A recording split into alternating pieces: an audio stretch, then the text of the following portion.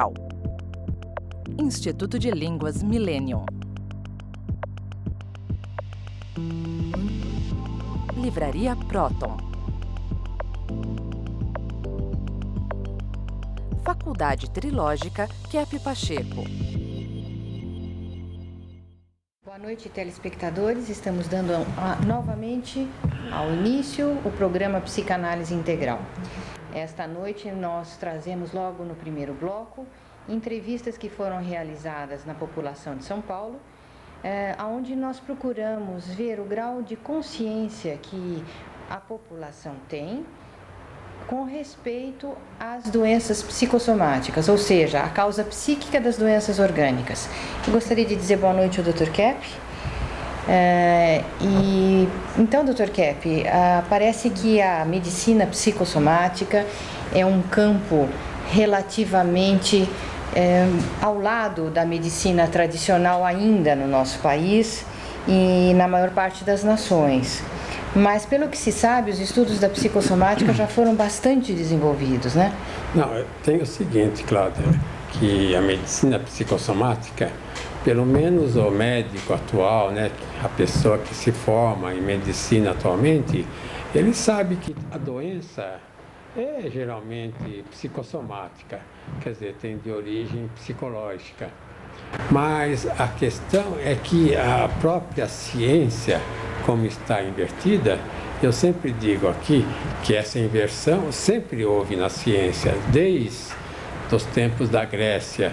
E até no segundo ou terceiro segmento, nós vamos falar aqui com o Alex, que é um físico, como se explica essa questão toda da inversão na física e que praticamente também levou a medicina a inverter os conceitos. Por exemplo, aí o pessoal na rua, a maior parte fala que a doença tem fundamento assim psicológico. Alguns chegam a dizer todas as doenças. E uma grande parte chega a dizer 80%, 90%.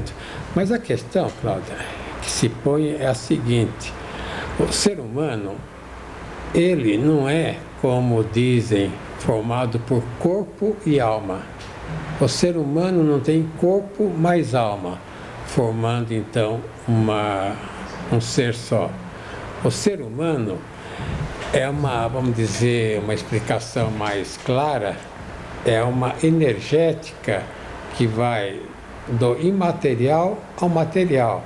Então, é uma energética que, em parte, nós vemos como, vamos dizer, sentimentos, emoções. Então, aí seria o que chamam de alma, a parte, vamos dizer, imaterial, a parte que não se vê. E o corpo seria o material, a parte que se vê, a parte que se toca. Então, depois a gente vai falar com o Alex que essa parte imaterial, por ser invisível, as sensações, a vista, o ouvido, etc. Então, essa parte chamada imaterial, ela não é dada muita atenção pelos cientistas, como se fosse algo assim, o vácuo, por exemplo. Por exemplo, nós moramos assim, num vácuo. Não é bem assim.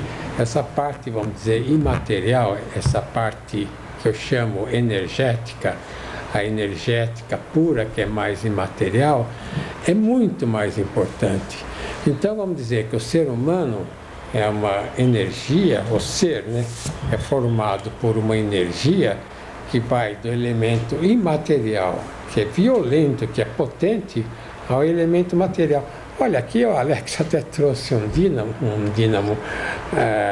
ímã, né, para mostrar. Por exemplo, aqui são duas peças, né, uma no lado positivo para cima e outro aspecto negativo para baixo. Então vejam, se coloca um ímã sobre o outro aí, não se encosta. Por quê? Porque entre a parte de baixo e de cima existe uma energética que segura. Também como o próprio ímã, que o pessoal conhece mais. Por que o ímã, assim, se gruda um no outro, né? Se são dois elementos e pesados, aí se grudam e dificilmente caem. Então é a energética que vem geralmente de fora, né? Essa energética é que segura essa peça aqui, que não, você até aperta e pula. Então, quer dizer, o ser humano é um elemento assim energético. A parte imaterial são os pensamentos, são as ideias, são as emoções, é o que o indivíduo pensa, é o que o indivíduo sente, né? E a parte material é o organismo. Então a medicina tenta curar o que aparece, que é o organismo. Então procura tratar, vamos dizer, uma úlcera do estômago, operando o estômago. Procura tratar uma dor no duodeno, procura tratar um problema respiratório diretamente nos pulmões, ou então um problema até cerebral diretamente no cérebro. Então a medicina até hoje tem essa tendência de querer curar o indivíduo só no aspecto material. Sendo que o aspecto imaterial, que chamam de alma, esse aspecto é que causa toda a problemática, inclusive física. Se o indivíduo tiver uma conduta, vamos dizer, razoável, uma conduta boa, uma conduta sã psiquicamente, o organismo também irá ser são.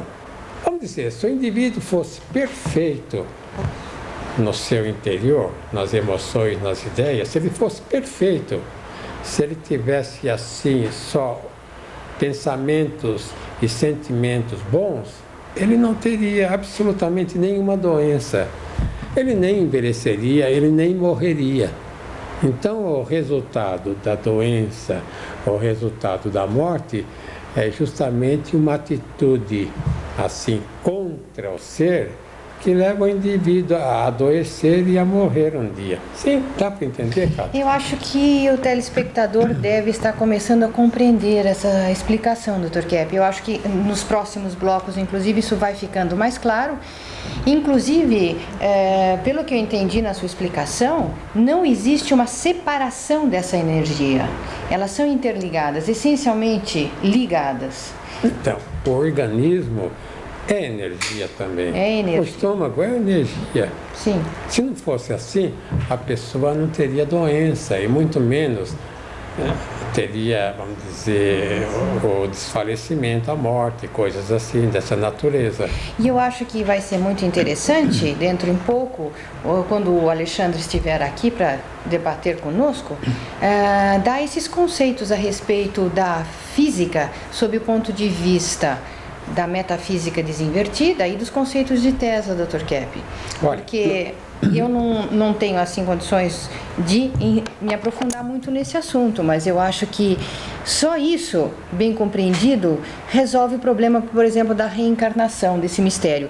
Mas isso é uma coisa que nós devemos deixar mais adiante. Será que nós não poderíamos agora passar para os telespectadores as entrevistas que o senhor mencionou? É claro. Então, até já. A depressão, a angústia podem causar doenças físicas? Eu acredito que sim. Por quê? Que mexer com os nervos da gente já é bastante esperto. Eu acho que podem. Por quê? Porque você acaba fazendo mal pro seu próprio corpo. Quando você guarda coisas ruins, você acaba não se soltando, não estando bem, acaba fazendo mal. A maior parte das doenças, 80% delas é psicossomática, né? Por quê? Porque, como assim? Uma pessoa que tem problema psicológico, emocionalmente, ela fica abalada, então acaba diminuindo a sua imunidade. Você não estando com estado psíquico bom, estressado, tudo, você passa a ter problema orgânico. Por exemplo, caso de úlcera, você vê vestibulando, em época de vestibular, ficar tenso, passa a ter disenterias. O senhor acha que todas as doenças podem ser causadas, ter um fundo emocional? Não. Uma cárie dentária? Não sei, eu não saberia te dizer, porque eu sou médico, não sou dentista. Né? Há sempre consequências, o aspecto psicológico influi sempre no aspecto físico, isso é indiscutível. Porque a pessoa que é raivosa, a pessoa que tem depressão, ela não vive a vida direito, ela não aproveita, ela é uma pessoa... depressão é uma pessoa deprimida, é uma pessoa angustiada, com certeza faz mal à saúde. O senhor acha que a angústia, a raiva, a depressão pode causar todo tipo de doença física, da cárie dentária ao câncer? Eu acredito que sim. Por quê? Acho que o fator psicológico das pessoas afeta diretamente o organismo. Eu acho que causa. Por quê? Eu me trato com homeopatia. A homeopatia mostra exatamente isso. A depressão no dia a dia... Você não existe a doença, não existe doente. Eu acho que sim, né? Por quê? Sim, mas eu não entendo de medicina. Só acho que é possível, sim. Porque a emoção não sempre mexe com o físico da gente. Sempre que a gente tem algum tipo de emoção, o corpo não responde a isso. Então, acho que sim. Tá.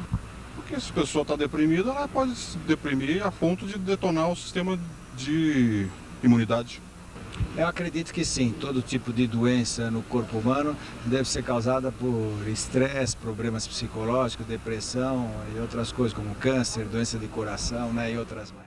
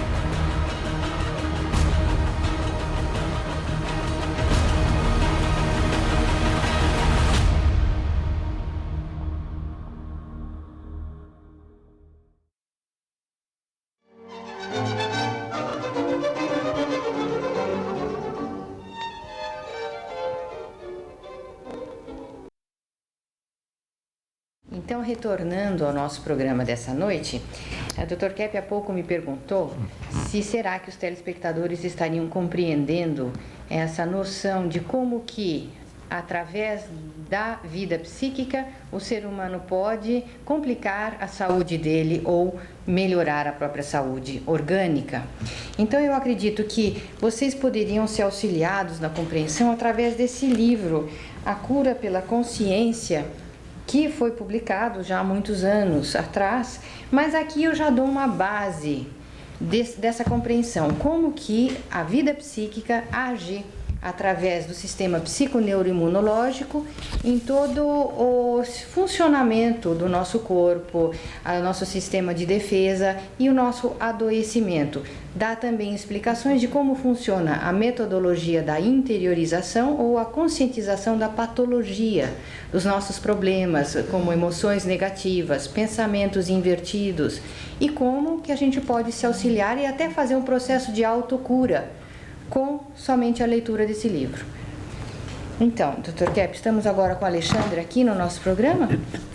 O Alexandre é um físico. Então, ontem, conversando com ele, ele esteve falando, por exemplo, daquela questão que o André Kepp, que aliás é meu filho, tratou nesse livro aqui, A Origem da Terra.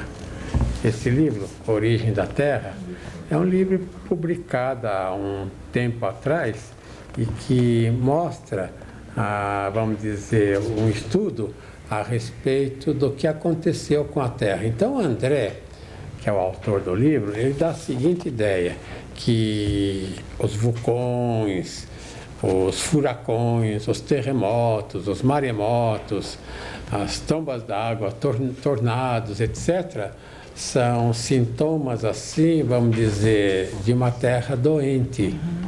Então, muitos dizem, agora, né, houve um terremoto lá aí no norte da América do Sul. Na Colômbia. Na Colômbia.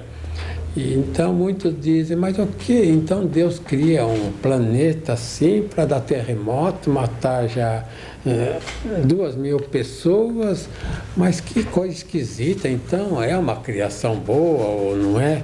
Então o André, neste livro A Origem da Terra, ele quis dizer o seguinte, que a Terra não era assim do tamanho que é atualmente, que a Terra era muito maior e por questão de guerra, a eterna guerra, né, que o ser humano faz, por uma questão assim de lutas entre seres humanos e bombas que jogam, como agora, né, querem jogar bombas atômicas para fazer uma nova guerra.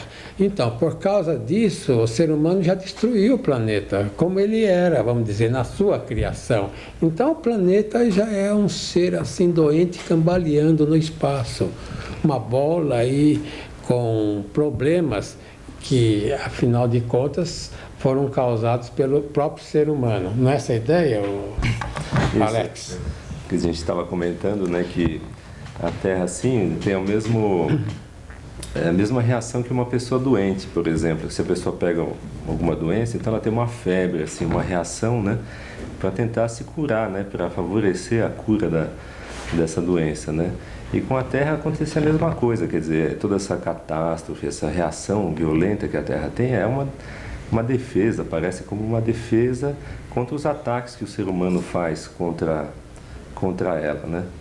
E que no fim até se fala que é um catastrofismo, né? Que é um castigo divino, quer dizer, se ocorrer uma catástrofe é muito mais em consequência a esse ataque que o ser humano faz.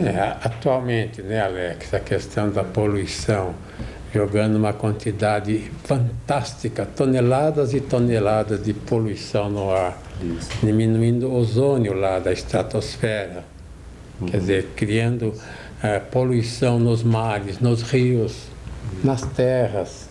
Isso pode ser uma nova catástrofe para o mundo, criada pelo ser humano, não criada pelo Criador, não é isso? Isso. Agora, ainda um fator, Alex, que eu gostaria de perguntar, é essa questão da energética não material, não é? Essas ondas que circulam pelo mundo, de satélites, de celulares, de rádios, televisões, são até uma série enorme de micro-ondas que estão por aqui, no nosso ambiente. Isso não afeta o funcionamento geológico da Terra, o equilíbrio geológico da Terra, mesmo dos seres humanos, com isso com certeza absoluta, mas do próprio planeta? Sim, é possível, né? Porque mesmo a própria Terra, ela vive assim, a gente vive mergulhado, né? Dentro de um mar de energia, né? Então toda essa influência afeta a própria estrutura terrestre, né? E é possível que cause, né, catástrofes, né? Agora, pode ser que usem até ondas de baixa frequência, que são ondas contra o cérebro, e que causem, então, danos até no cérebro das pessoas, né? Isso. Problema de depressão, assim. Isso é interessante, porque normalmente, né, a física, né, eles estudam mais a alta frequência, né? Porque a alta frequência causa efeitos mais visíveis, tipo uma queimadura, né? Mas tem muitos estudos, por exemplo, na Espanha, na Inglaterra, no Hospital de Madrid, por exemplo, que eles estudam o efeito da baixa energia no comportamento, inclusive com animais. Então, dependendo da frequência que se aplica, né, ela pode alterar o comportamento, pode fazer, por exemplo, o macaco dormir, ou ele gritar, ou ele ficar agitado, simplesmente variando essa energia que pelos conceitos usuais, né, é considerada muito baixa, então não teria efeito. Mas é comprovado que tem efeitos, né? São as que mais têm efeitos. São mais efeitos e são as menos estudadas.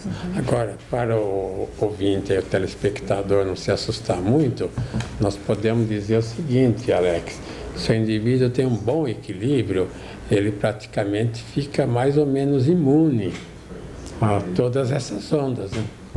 Isso. Inclusive nós conhecemos um físico lá na Rússia, né, que estuda isso, então ele dizia que uma coisa que eles achavam estranhos é que não acontecia, eles não conseguiam influenciar todas as pessoas, que tinha certas pessoas que eles conseguiam e tinha certas pessoas que não. Então qual que seria o fator, né? Tem que ser um fator. A questão da hipnose, né? Porque nem todas as pessoas são hipnotizáveis. Exato. Porque são pessoas assim mais maduras, mais adultas, mais independentes. Então o próprio equilíbrio energético da pessoa deve gerar como que um campo de força que protege essa pessoa de irradiações. Como a aura, né, que se via nos quadros de antigamente, não é? Representando santos, não é? Bom, só que a pessoa não precisa ser santa assim para ter aura, né? Toda pessoa tem a sua aura. Isso interessante também relacionado com a questão psicossomática, né? Que, por exemplo, os chineses, né, eles consideram que a doença primeiro começa no nível energético, né? Exato. E que é comprovado, inclusive, com aquelas fotografias Kirlian, né? Então, eles mostram que primeiro há uma alteração energética e que depois aparece um problema físico, né? Mas o que eles não veem ainda é a questão anterior à energética, que é a psíquica, né? Quer dizer, de acordo com a psique da pessoa, ela pode ter essa proteção ou não. Agora, o Alex, e essa questão que o senhor abordou ontem sobre a questão da matéria e forma, né? Isso é uma questão interessante, porque o Aristóteles, que é seguido na ciência moderna, ele dá 4 causas: a causa material, a causa formal, eficiente e a final. O que o senhor acha na questão de matéria e forma? Bom, é um assunto um pouco complicado, né? Mas a forma, né, como a gente entenderia a forma que ele se referia, seria a energia, né? Pela energética a gente entende o que ele quis dizer pela forma, né? Sabe que nem é bem isso, viu? Que praticamente é difícil de entender o que o Aristóteles fala de forma.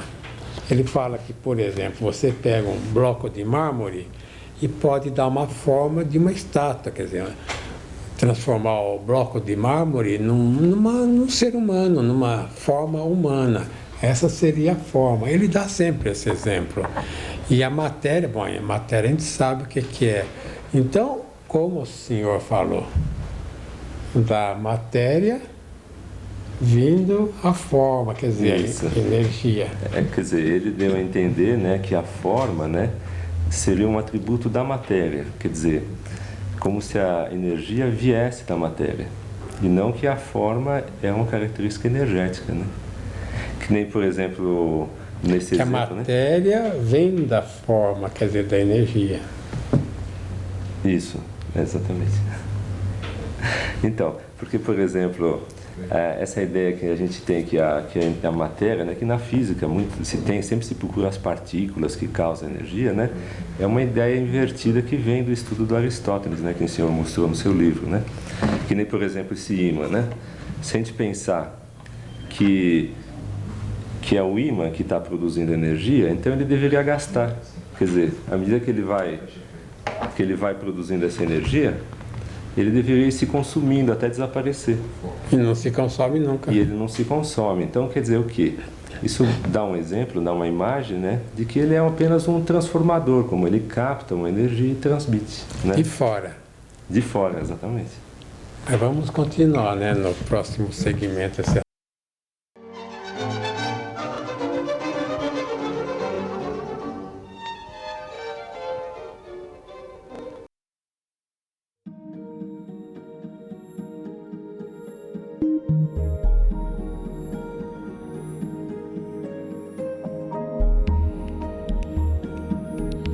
Uma das principais ferramentas para ajudar os alunos no curso de gestão de conflitos é o autoconhecimento. Uma vez que eles consigam entrar em contato com esses sentimentos ruins, faz com que o sistema psiconeuroimunológico volte ao equilíbrio e eles não apenas aliviam esses sintomas, mas consigam lidar com os problemas do dia a dia de uma forma mais tranquila.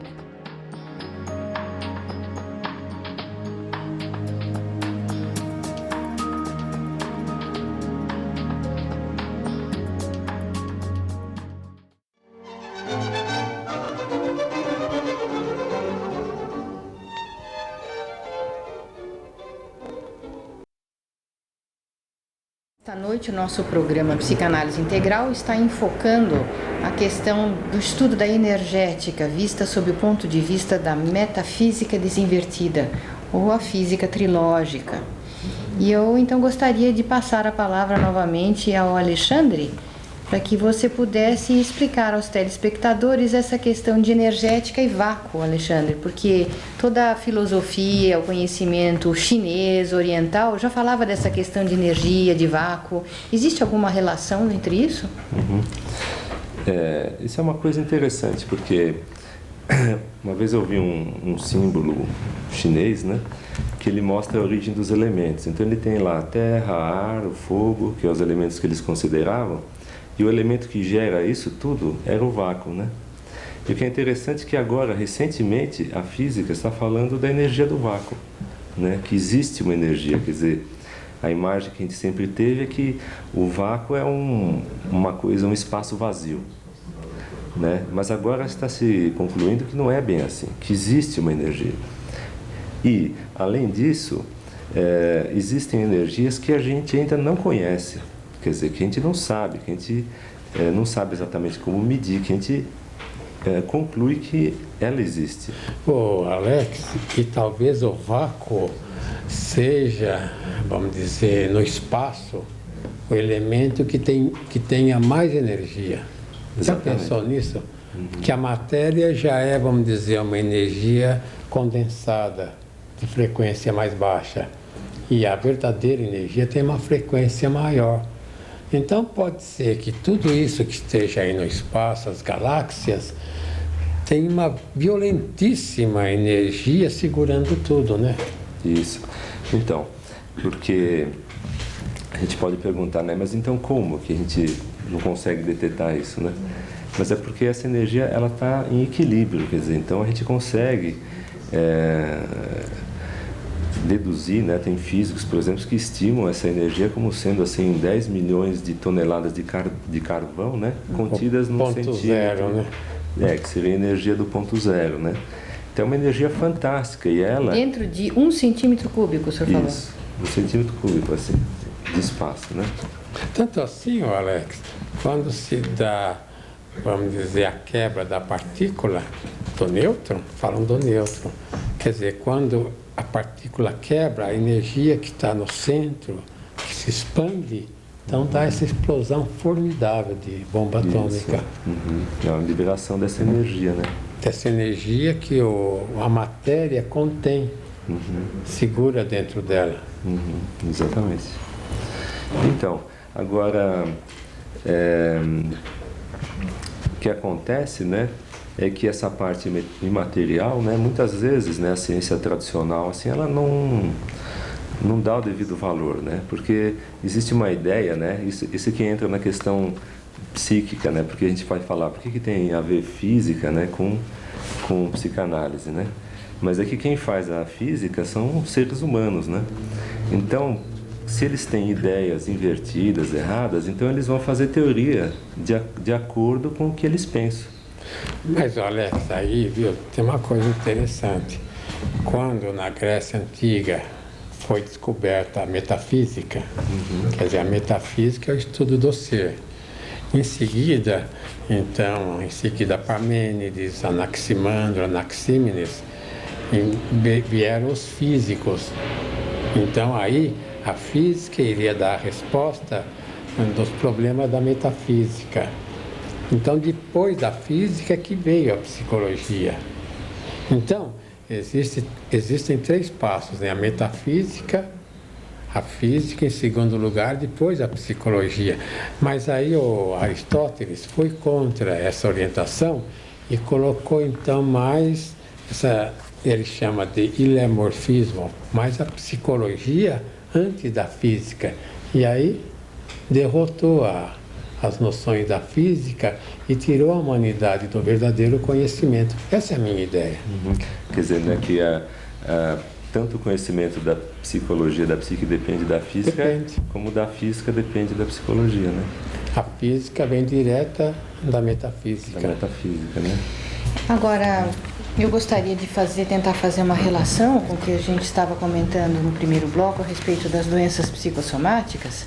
Então, se essas energias de baixa frequência são as mais eficazes, as mais poderosas, então os nossos pensamentos, esse estudo, por exemplo, do poder da energética da consciência, né? Isso é uma coisa que ainda não foi devidamente aquilatada. A gente já sabe que a consciência é uma energética poderosa.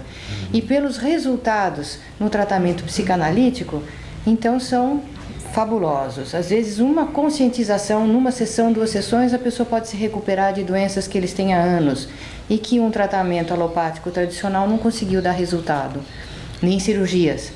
Então, Alexandre, E Dr. Kepp, eu queria colocar a necessidade da pessoa valorizar mais a energia, o potencial energético da própria consciência que ela possui e dar mais uso a essa consciência, porque a consciência é um fator poderosíssimo de atuação sobre o próprio organismo e sobre o ambiente, energeticamente falando. Agora, você sabe, Cláudia, que o problema aí é mais ligado ao mecanismo, a aparelhos científicos que não têm o poder para medir essas energias que eles chamam do ponto zero da física.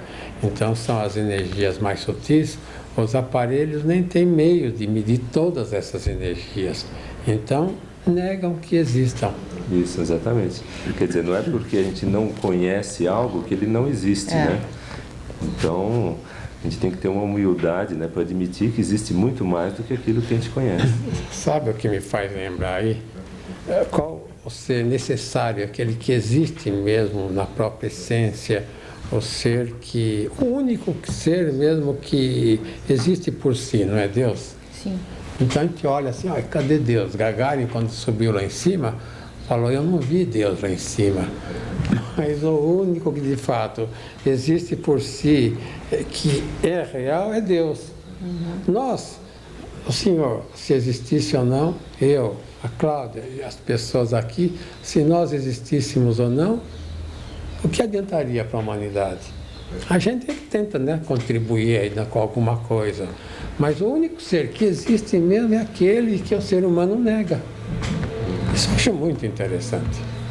E é uma pena, né, que os acadêmicos, a ciência moderna tenha se encaminhado para essa separação com essas bases da teologia e mesmo da filosofia escolástica, da filosofia de Tomás de Aquino, né, que foram tão ricas. É porque a ciência, ela parte de um ponto daqui para lá, né? E a parte anterior é simplesmente ignorada, né, como se não existisse. Então, por exemplo, o Bohr diz assim, bom, o elétron não cai no próton. E vamos começar a física daí para frente. Mas e as questões anteriores a essa, né? Então ficam escondidas. Então a ciência faz como uma fuga da metafísica, né? Isso é uma pena, porque com isso a ciência se limita, né? Porque os fundamentos, as bases, os princípios fundamentais da física são metafísicos. Então, porque a ciência experimental, Alex, ela só admite aquilo que pode medir materialmente. E a matéria pode medir, pode experimentar no aparelho.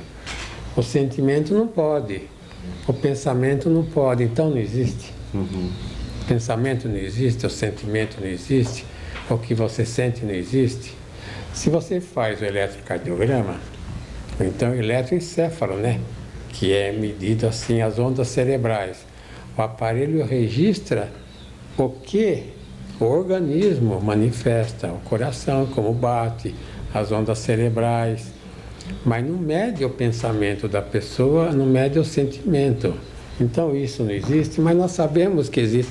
Então nota, Alex, a ciência moderna, eu vou dizer para os cientistas aí, a ciência moderna é muito pior do que dizem a respeito, por exemplo, de fanáticos religiosos da Idade Média que ficaram em questão de teologia e queriam explicar tudo pelos livros da Bíblia, etc.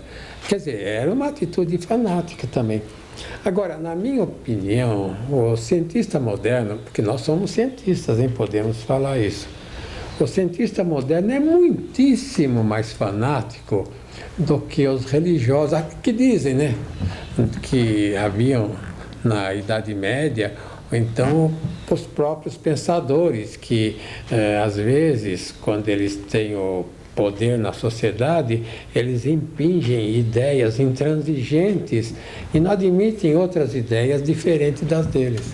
A gente poderia exemplificar nesse caso o dogmatismo do darwinismo, porque a teoria do Darwin evolucionista é um dogma atualmente, que é considerado como um dogma. Olha, Cláudia, eu acho que o cientista moderno é como a criança desvairada brincando com fogo. O senhor está de acordo? Sim, claro. E a gente está às vésperas assim, de uma catástrofe maior no planeta. E se não houver uma guinada, uma certa humildade por parte justamente dos intelectos do mundo, do povo, não sei como que isso seria conseguido, né? Para que haja uma guinada e até mesmo salvar o planeta. Sabe como é que poderia, assim, já salvar de imediato a questão da poluição? Bom, parece que está terminando o segmento. Eu acho que nós poderemos retornar a esse assunto empolgante no último segmento dessa noite. Até já.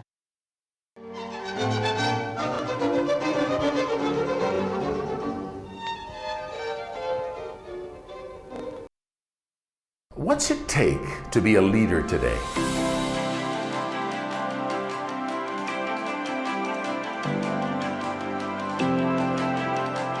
Be a positive leader with ethical values, a leader the world needs.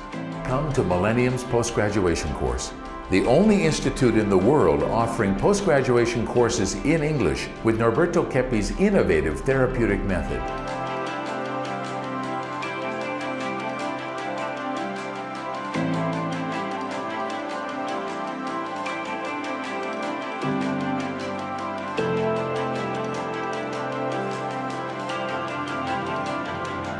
Come and talk to us.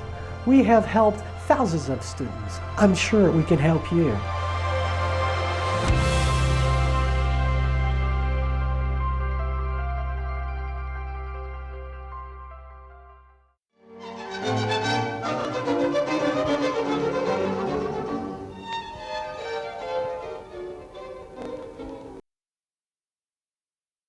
Então, retornando ao último segmento do nosso programa dessa noite, nós estávamos aqui no intervalo discutindo a respeito das possíveis soluções para diminuir a poluição do planeta.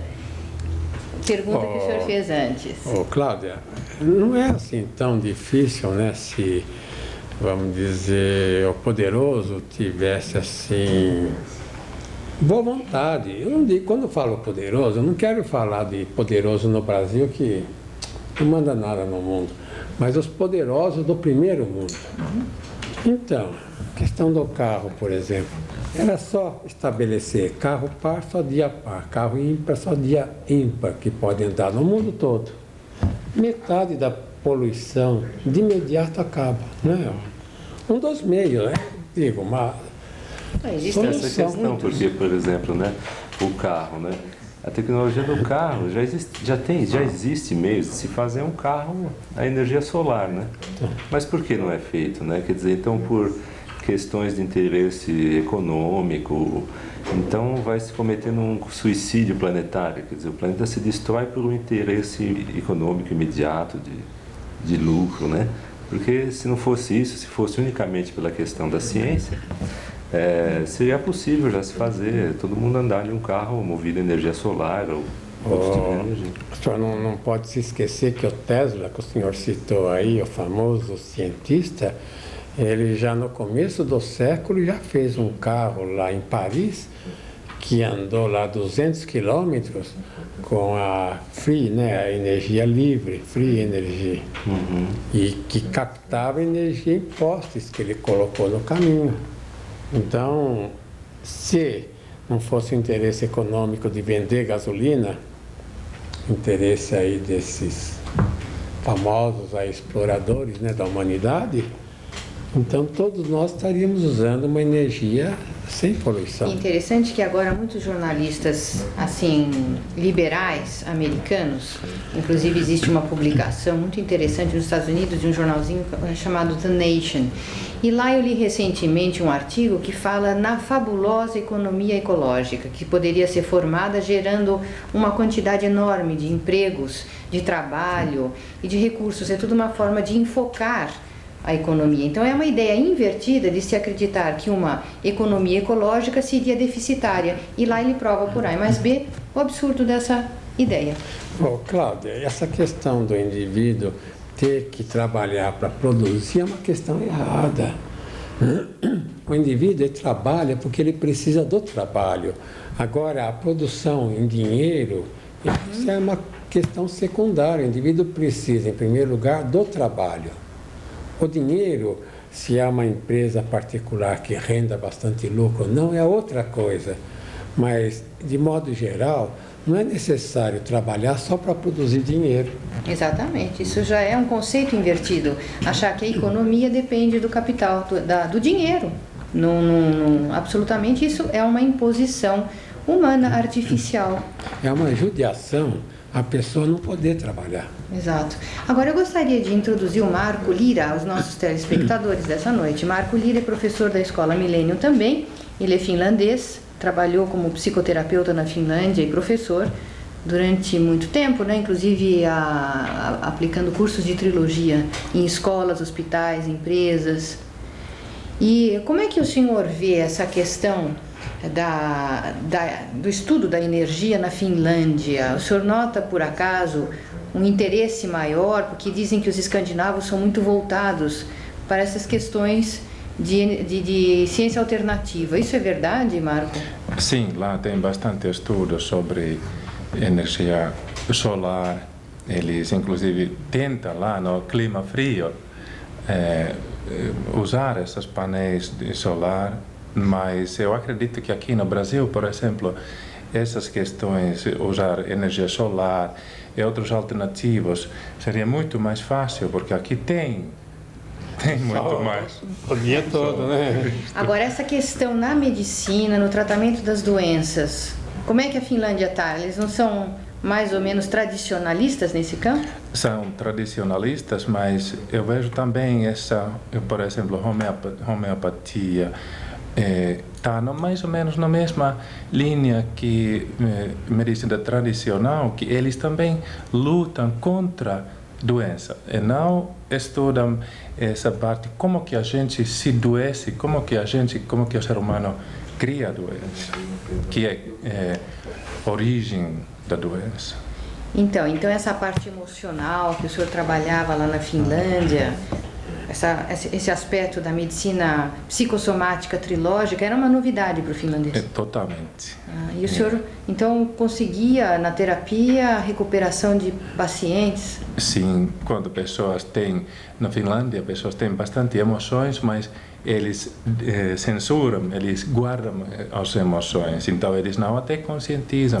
A análise é o único meio de começar a conscientizar essa parte. Agora, o Marco Lira tem que falar Lira, né? Senão não quer dizer o seu nome. O Marco, essa questão, por exemplo, da Finlândia é chamada de primeiro mundo. Qual a diferença? O senhor acha que o Brasil é melhor para viver em geral? O primeiro mundo é melhor para viver? Como é que o senhor vê essa questão?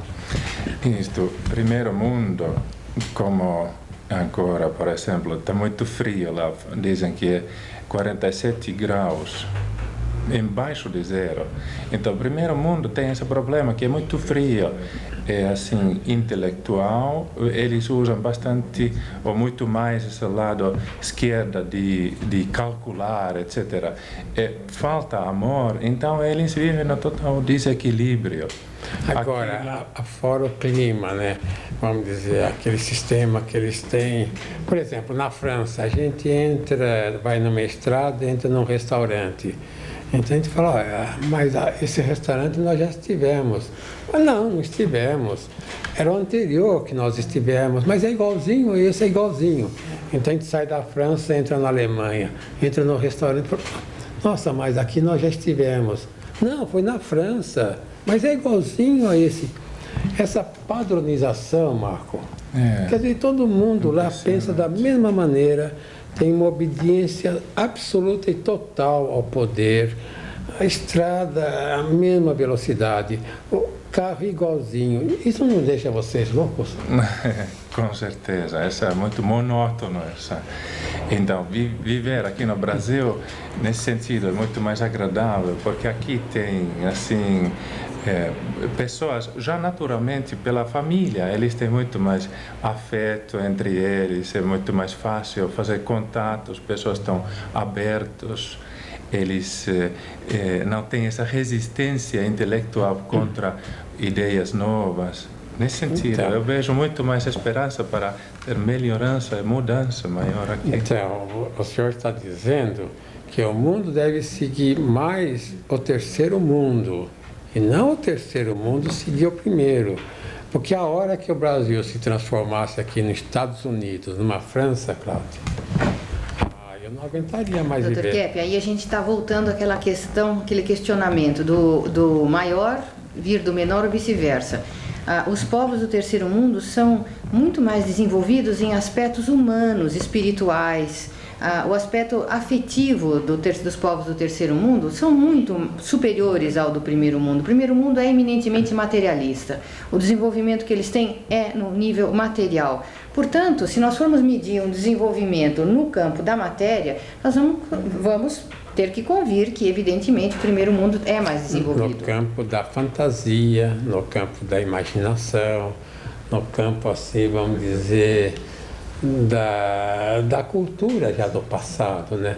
Mas no campo da liberdade, no campo da, vamos dizer, de algo novo, no campo, assim, de uma civilização que está começando diferente, sem dúvida, Cláudia, o Brasil dá de 10-0 em qualquer país do primeiro mundo.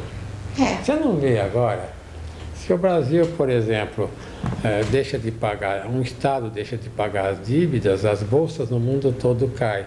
Imagina se o Brasil fechasse as portas para pedras preciosas, ouro, para riqueza, alimento que sai daqui e sustenta grande parte do mundo. Se o Brasil inventasse fechar as portas, o mundo caía. Então eu quero dizer isso aos meus irmãos brasileiros, com toda assim imponência.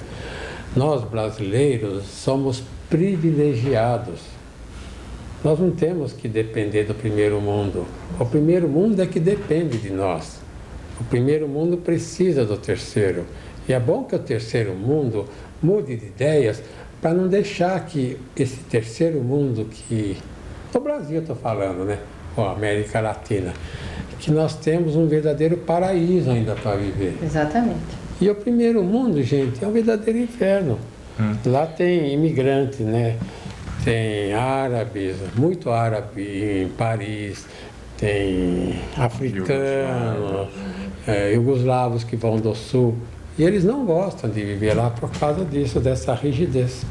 Então eu gostaria de agradecer aos telespectadores pela atenção dessa noite, agradecer ao Alexandre, ao Marco, ao Dr. Kepp, e contamos com a presença de vocês diante do seu aparelho de televisão na próxima quarta-feira, nesse mesmo horário. Até lá.